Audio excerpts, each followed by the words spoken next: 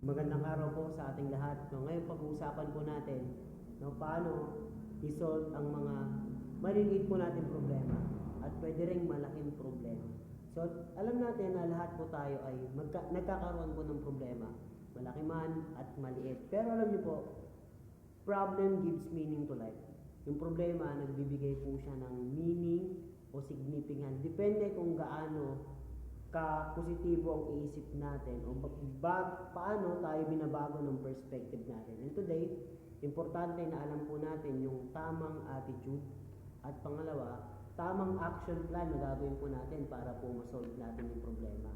And today, pag-uusapan po natin yung problem solving process according to John Maxwell. So nakakatulong po to sa atin and alam natin sa Bible. Sabi doon, if anyone lack wisdom, ask God, and God will give us generously. Bibigyan tayo ng wisdom ni Lord upang masolve natin yung mga maliit or malaking mga problema po natin. So ano yung process para po masolve po natin yung mga problema? Unang-una, number one is to identify problem.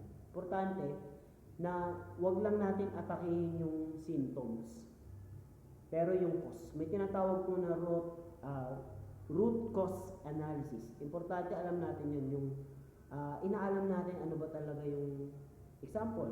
I give you example, sakit. No, hindi pwedeng nakikita mo lang lagnat, pero meron na pala siya pulmonya or meron na pala siyang papunta na pala sa TB. Ganon. Kaya importante identify mo ano ba talaga yung problema. Ano yung tao na kinakausap mo, pwedeng tao.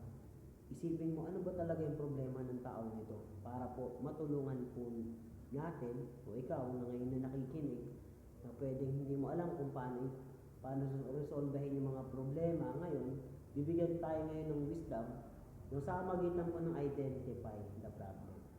So, kailangan identify mo ano ba talaga yung problema. Pangalawa po, prioritize the problem.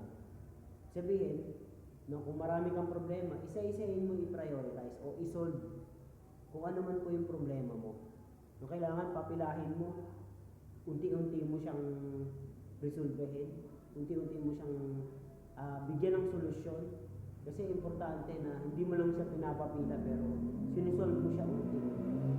So pangatlo, define the problem. Pag na-identify mo na prioritize mo na, alam mo na yung pinakabunga o pinakaugat ng problema, na-define mo na talaga. So ask the right question.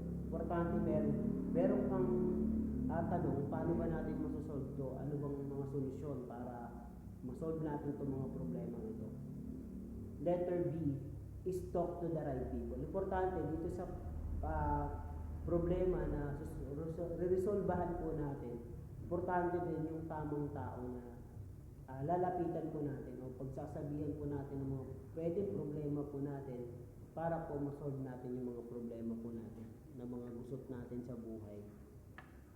Ano pa po? Get involved in the process. Select people help you in the problem solving process. Kailangan talaga ng mga tamang tao dito para lalo po natin masolve pa yung mga problema na pwedeng daanan po natin sa buhay. So yun lang po. I hope nakatulong po yung short video po natin. Salamat po sa lahat po na nakikinig.